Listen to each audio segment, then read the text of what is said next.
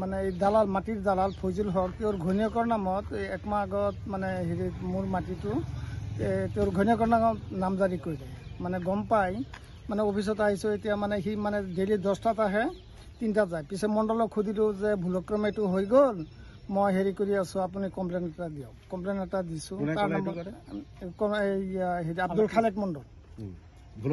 ভুলতে বোলে বাৰু কেনেকৈ হ'ল আপুনি কমপ্লেইন এটা দিয়ক মই চাই দি আছোঁ পিছে কমপ্লেইনটো দিলোঁ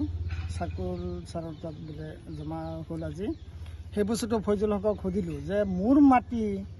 তই দালালি কৰি ঘৈণীয়েকৰ নামত কেনেকৈ গ'ল বকুলা হাছিনটো আমাৰ পৰিয়াল নহয় বকুলা হাছিন হ'ল বেলেগ মানুহ ক'ৰ মানুহ আমাৰ পৰিয়ালৰ একো নহয় বকুলা হাছিন কেনেকৈ হ'ল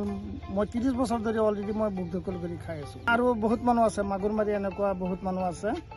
এই তেখেতসকলক সোধক এই ওচৰতে আছে মোৰ ওচৰে পাজৰে ৰেগুলাৰ সি অফিচত আহে 10টাৰ পৰা ধৰক 3টা 4টাৰ পৰা সি অফিচতে থাকে দালাল ৰাজ বন্ধ কৰিব লাগে মানে মাননীয় মুখ্যমন্ত্ৰীক মই এইটোৱে আহ্বান কৰি আছোঁ মানে আমাৰ উচিত ন্যায় লাগে উচিত তদন্ত লাগে মোৰ নাম মোহাম্মদ সমীৰুদ্দিন মোৰ গাঁও মাগুৰমাৰী হয় মোৰ চাৰ্কল অফিচ হ'ল ৰাজা চক্ৰ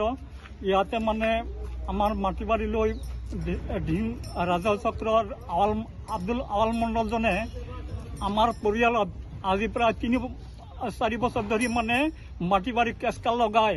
দালাল ফজুল হকৰ হতুৱাই মানে আমাৰ মাটি বাৰীখিনি চব মানে উল্টা পাল্টা কৰি দিছে মানে বেলেগৰ নামত নিছে আৰু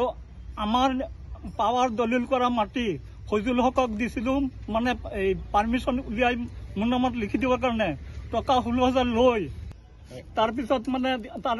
মনে মনে তাৰ ঘৈণীয়েকৰ নামত কৰি ল'লে 3 বিঘা 3 কঠা 4 লুচা মাটি